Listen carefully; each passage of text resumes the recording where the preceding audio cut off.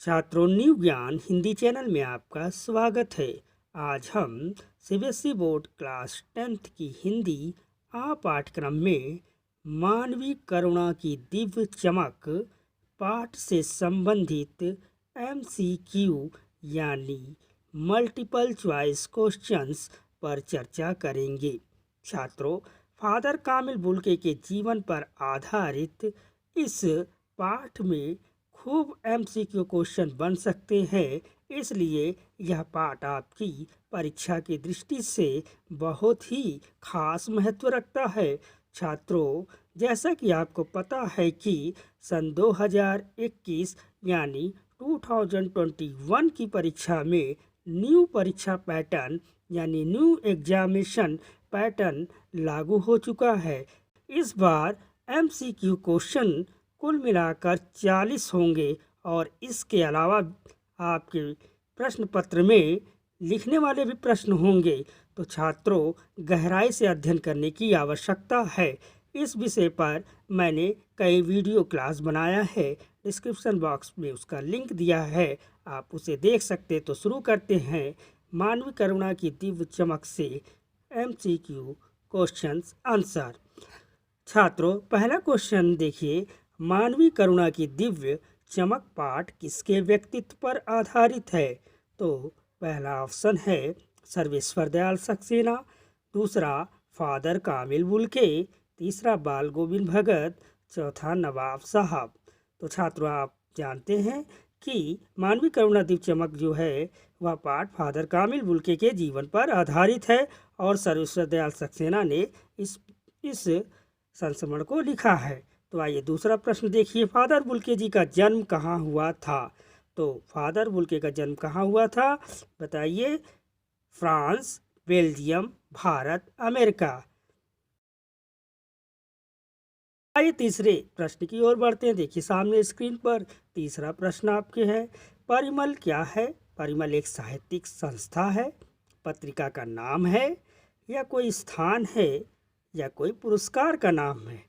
तो जैसा कि छात्र आप जानते हैं कि परिमल संस्था जो है उस समय प्रयाग में जो है साहित्यकारों और बुद्धिजीवी लोग वहाँ इकट्ठा होते थे, अपनी रचनाओं को पढ़ते सुनाते और उसमें विमर्श करते थे। तो साहित्यिक संस्था परिमल थी उस समय। तो फादर कामिल बुल्के जी हिंदी में एमए कहाँ से किए थे? तो उन्होंने हिंदी से एमए कहाँ से किया था? कोलकाता से किया था, कि इलाहाबाद से किया था, कि दिल्ली से किया था, कि वाराणसी से? तो उन्होंने हिंदी में एमए इलाहाबाद यानी प्रयाग विश्वविद्यालय, इलाहाबाद विश्वविद्यालय से उन्होंने किया था। पांचवा प्रश्न, फादर कामिल बुल्के जी ने हिंदी में शोध के विषय में, पांचवा प्रश्न, फादर कामिल बुल्के जी के हिंदी में शोध के विषय में कौन सा कथन सही है?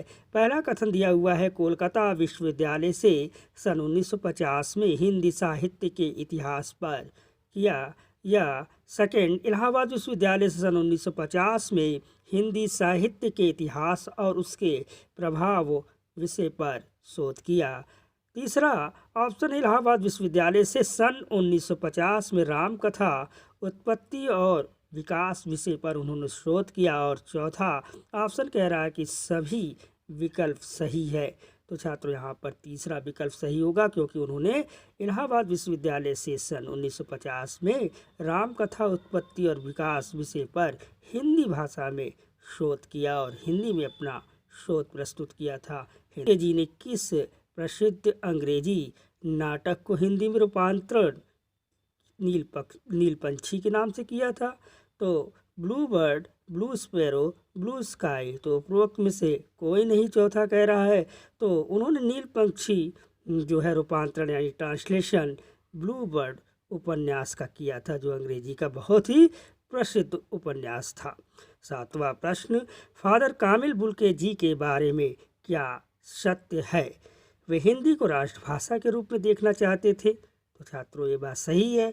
दूसरा, उन्होंने प्रयागराज को अपनी कर्म भूमि बनाया, मतलब कि इलाहाबाद को उन्होंने अपनी कर्म भूमि बनाया, यहीं पर रहे, ये भी बात सही है। वे सभी से प्रेम करते थे, उनके सुख दुख में शामिल होते थे, बिल्कुल वे एक सन्यासी की तरह थे और सबके सुख दुख में शामिल होते थे। यह बात यानी तीसरा ऑप्शन भी सही है। और चौथा ऑप्शन कह रहा है कि उपरोक्त सभी विकल्प सही है। तो छात्रों, इसका मतलब हुआ कि चौथा विकल्प सही है। यहाँ आठवां प्रश्न है, लेखक ने फादर बुल्के जी को देवदार के वृक्ष के समान क्यों बताया? पहला ऑप्शन है, उनमें दया करुणा की भावना थी। दूसरा ऑप्शन है, उनमें देवदार के वृक्ष की तरह सभी गुण थे, उनका व्यवहार सभी के साथ बहुत अच्छा था। तीसरा ऑप्शन है, वे लेखक के सुख दुख में बड़े भाई की तरह शामिल थे। और इस तरह से चौथा कह रहा तीनों विकल्प सही है। तो इसमें आंसर होगा तीनों विकल्प सही है, यानी कि चौथा वाला, क्योंकि उनमें दया करुणा की भावना थे, वे देवदार के वृक्ष की तरह थे और एक तरह से सभी के सुखों दुखों के साथी थे, बड़े भाई की तरह शामिल होते थे, उनके ये गुण थे। इसलिए आठवें प्रश्न का उत्तर चौथा सही होगा। नवा क्वेश्चन पाठ के आधार पर बताइए कि फादर कामिल बुल्के जी के बारे में कौन सा कथन सही है। पहला ऑप्शन, फादर कामिल बुल्के एक सन्यासी हैं। वे सदैव सफ़ेद रंग का चोगा धारण किए रहते थे। फादर बुल्के लेखक के प्रति बड़े भाई की तरह व्यवहार रखते थे और वह हर एक मंच से हिंदी भाषा की उन्नति के लिए वकालत करते थे। उपरोक्त सभी विकल्प सही है। तो यहाँ छात्रों देखिए, क्योंकि फादर कामिल बुल्के का जीवन हिंदी के प्रति समर्पित था और उनके बारे में जो बताया गया है वह बिल्कुल सही है, क्योंकि फादर कामिल बुल्के एक सन्यासी की तरह थे और सफ़ेद रंग का चोगा हमेशा धारण किए रहते थे और लेखक के बड़े भाई की तरह थे। तो इस तरह से चौथा वाला विकल्प सही होगा। उपरोक्त सभी बातें सही है। 10वें प्रश्न पर आते हैं, उम्र की आखिरी देहरी का मतलब क्या है? यहाँ पर तो उम्र के आखिरी देहरी का मतलब होता है, यहाँ ऑप्शन देखिए। चारों ऑप्शन देखने के बाद आपको पता चल गया होगा कि थर्ड ऑप्शन सही है। उम्र की आखिरी देहरी का मतलब बुढ़ापा होता है। फादर कामिल बुल्के के बारे में इनमें से कौन सी विशेषता सही नहीं है? तो उनका गोरा रंग था, नीली आँखें थी, सफ़ेद झाई मारती हुई दाढ़ी, बड़ी बड़ी मूछें। तो यहाँ पर चौथा वाला ऑप्शन जो है सही नहीं है, इसलिए चौथा जो है यहाँ पर सही होगा।